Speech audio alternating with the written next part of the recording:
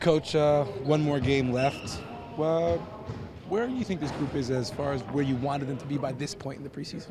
Well, we still, with the bunch of new guys, we're still learning, still grinding it. The enthusiasm's there, the effort is there. Guys are working hard, but we're still not where we need to be. Offensively, understanding timing. Defensively, I think we're further ahead than we are offensively, but not totally there yet. But we're further along defensively than we are offensively right now.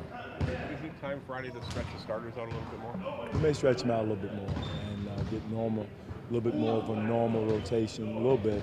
Nothing is promised, but be closer to it.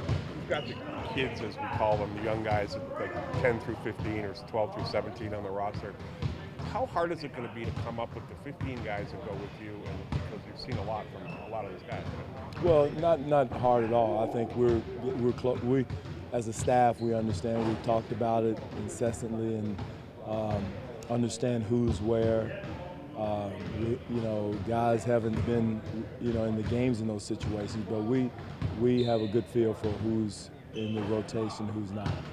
Do you keep them around just for 905? No, they're getting ready for 905. Those guys are doing a good job here, working, improving. And like I said earlier, Doug, the young group that we have, all of them have a lot of value. A lot of them are very talented young men. They just need time in this league, time in the D-League, time to grow. But they're very talented young men, probably one of the most talented young groups that we've had. How does having the 905 approach change your approach to these young players, knowing that even if they don't make it, they won't be with the team past camp, they're still part of the infrastructure of the Raptors? Well, they're ready. They're ready, Akil. They understand what we're doing. They know the terminology. They have a great feel of our offensive system, our defensive system. They're going to run the same things at 905. They're a phone call away from being here, an upset stomach away from being here with us. I don't want to say an injury because we don't want any injuries, but maybe an upset stomach from being here, ready to go. So that's the big plus. I mean, there's so many pluses about having our own farm team locally. And it's the same system the Marlies have with the Leafs. And I think it's just invaluable how close they are and how they can have their own program out there in Mississauga. You're talking about defense and how far you guys were along with this group. Is it some of the improvements defensively about having the same guys consistently out there, mismatching units kind of affect that? Well, a lot of it is some of the new personnel we have added to our defensive grit and grind and toughness.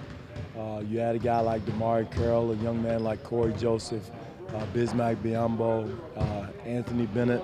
Add that to the mix. You're adding a lot of grit. You're not even talking about Norm Powell and DeLon. Those young guys, they're tough too. So we've added a lot of grit to our team, and grit does win in big-time competition. Terrence has come along in camp in a somewhat new role for him. He's come along, Doug. He's getting used. He's going to have to get used to coming and being productive quickly off the bench. It's not you don't have time to get loose and get a feel for the game. You got to come in instantly, ready to play defense, ready to shoot that three or jump shot or whatever you have, ready to play. Almost in a lather when you come off the bench. He's adjusted to it. He's known the entire summer that he was going to be in that situation once we got Damari. So the mindset is there. He's accepted the role. He had an injury a couple weeks ago or last week. It kind of set him back a little bit, but he had an excellent practice today. He's in a great frame of mind, ready to compete and go. Do you think he's got that mentality that get in and get it up in a hurry? Because he was somewhat of a slow game starter when he was a starter. Well, some of that, he may have been pacing himself a little bit, knowing he had to play some significant minutes defensively. Now he doesn't. He can come in ready, like I said, lathered up, ready to go. You don't have time to say too much. You got to be out there on the floor, ready to go, ready to defend. And there's going to be nights he's going to be out there extended minutes, but he's in great shape. I think he's healthy for one of the few times in his career. Last year he was bugged by that ankle situation, so that should help him tremendously. You said the defensive side's coming along. What do you do to pick up the offensive side? Is it just a chemistry thing? It's time, you know, guys seeing the ball go through the bucket. Even with that said, we had some great looks the other night. Shots we were going to take in the game, they just didn't go in. And I think once the guys that are shooters see the ball going through, I know DeMar Carroll is an excellent three-point shooter, Pat Patterson, Anthony Bennett, Kyle Lowry, all those guys missed some shots that they're going to make, and they've made here in practice, they've made before. So some of that is a lack of offense, is just getting that rhythm, shooting the ball, seeing the ball go through the basket. It helped you a lot. What do you do to get Patrick to shoot the ball more? Well, I thought he did. He made an effort to do that the other night in the last game against Cleveland. I thought he really spaced out. He was aggressively looking for his three. So I think it's going to come. It's getting in game rhythm with your three-point shot, understanding how close the closeouts are, and he's coming. I mean, he's shooting the ball well in practice, and it's a matter of just getting the game rhythm and game feel for your three-point shot. Some internal competition for that 4 spot. How's that playing out for you here? It's playing out well. I like what Luis brought to the table the other night, offensively and defensively. I like what Pat brought off the bench. Everybody wants to start. Everybody can't start. I'm sure you would like to go out there and start at the power forward, but you can't. So, again, we have excellent pros on this team. And no matter who starts, who doesn't start, they understand their role and what they have to do to help us win. Do you guys feel a little under the radar just with the Jays' success and the run that they're on? Who? Do you feel a little bit like this team is under the radar right now?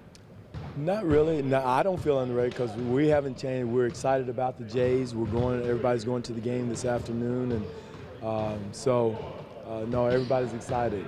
But no, we know that 10 days from now, whatever it is from now, we got to toss it up for real. And everybody's focused on that. You kind of can see guys' intensity level pick up here in training camp. I know my antennas are high. The coaching staff's antennas are high.